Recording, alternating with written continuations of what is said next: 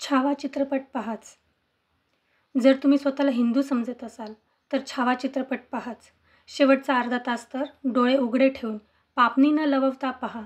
विसरून जा की हा चित्रपट आहे, कारण जे पडद्यावर दाखवले गेले ते ऐतिहासिक सत्य आहे. तुम्हाला कल्पनातीत क्रूरता पडद्यावर उलगडताना दिसेल. पडद्यावरच्या शंभूराजांचा जेव्हा छळ केला जातो तेव्हा नजर फिरू नका. त्या वेदनेपासून, त्या क्रौर्यापासून, त्या भीषण अत्याचारांपासून स्वतःला वाचवू नका. छत्रपती संभाजी महाराजांवर औरंगजेबाने केलेल्या अमानुष अत्याचारांकडे डोळसपणे बघा. नजर चुकवू नका. चित्रपट पहाच. जेव्हा दोन लाल बुंद धगधगत्या टोकदार लोखंडी सळ्या हळूहळू पडद्यावरच्या संभाजी महाराजांच्या डोळ्यांकडे सरकतात तेव्हा तुमचे डोळे झाकू नका. पहा, कारण त्या सळ्या खरोखरीच त्या छत्रपतींच्या डोळ्यात घुसल्या होत्या. त्यांनी सहन केलं. तुम्ही फक्त पहा तरी. पहा, डोळे उघडे ठेवून तो अनन्वित छळ पहा. संतापाच्या ज्वाळा तुमच्याही रक्तात पेटू द्या. कदाचित तुम्हाला रडूही येईल. रडा, पण ते अश्रू संतापाने, तिरस्काराने, क्रोधाने भरलेले असू द्या. निसत्व हतबलतेचे नव्हे. त्या अश्रूंमध्ये हिंदूंच्या पिढ्यानपिढ्यांच्या वेदनेचा भार असू दे. शतकानुशतके आपल्यावर लादलेल्या मौनाचा शाप असू दे. हिंदूंच्या नृशंस नरसंहाराची आणि गुलामगिरीची इतिहासातून पुसून टाकलेली कहाणी दिसू दे. जिवंतपणी संभाजी महाराजांची जीभ हासडली गेली. त्यांनी अन्यायाविरुद्ध आवाज उठू नये म्हणून. पण तुमची जीभ तर तुमच्या तोंडात आहे ना, मग बोला. त्या अन्यायाच्या कथा लोकांना सांगा. संभाजी महाराजांनी अनंत यातना सोसल्या, पण आपल्या धर्माचा, आपल्या लोकांचा विश्वासघात केला नाही. मग तुम्ही का मागे हटता? छावा चित्रपट पहा. तुमच्या मुलांना दाखवा. पडद्यावरच्या औरंगजेबाच्या निर्जीव थंडगार नजरेतली ती निष्ठुरता अनुभवा. एका क्रूर विकृत व्यक्तीच्या नजरेतली ती भयावह पोकळी, ज्याचा विश्वास होता की एका हिंदू राजाचे इतके हाल करून त्याला मारले तर त्याला स्वर्गात अप्सरा मिळतील. औरंगजेबाच्या मुलीचा तो बर्फासारखा थंड निर्दय चेहरा पहा. ती निर्दयता तिच्यात जिथून आली त्या एका संकुचित, असहिष्णू विचारसरणीचा अभ्यास करा.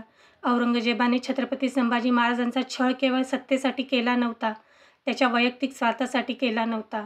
औरंगजेब तसा वागला तो त्याच्या धर्मासाठी. होय, छावा चित्रपटात हिंसा आहे.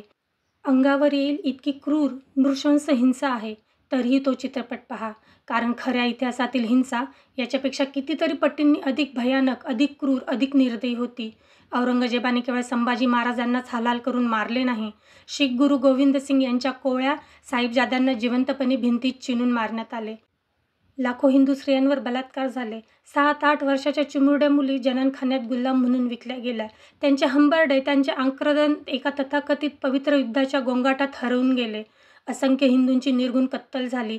त्यांची प्रेते झाडांवर टांगली गेली. त्यांच्या मुंडक्यांचे मिनार बनवले गेले. का? तर ते काफिर होते. एका अतिशय संकुचित, द्वेषाने भरलेल्या चौकटीबाहेर जगण्याचा गुन्हा त्यांनी केला होता.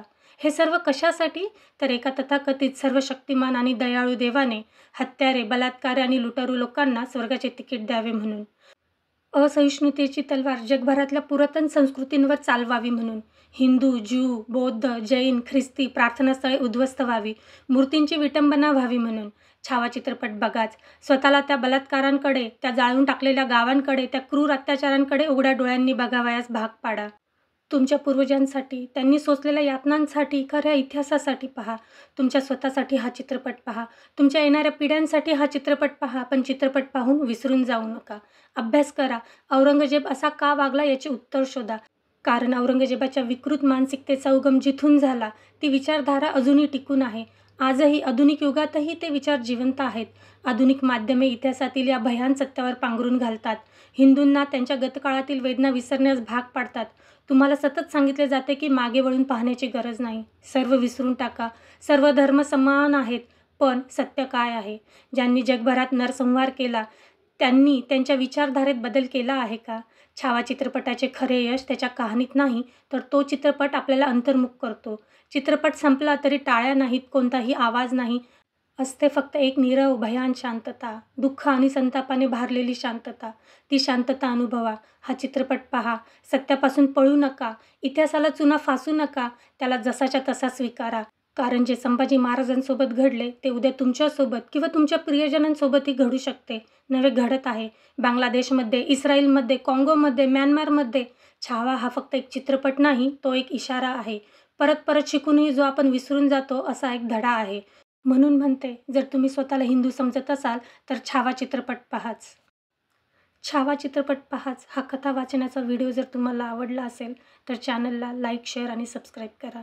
धन्यवाद. जय शिवराय, जय शंभूराजे.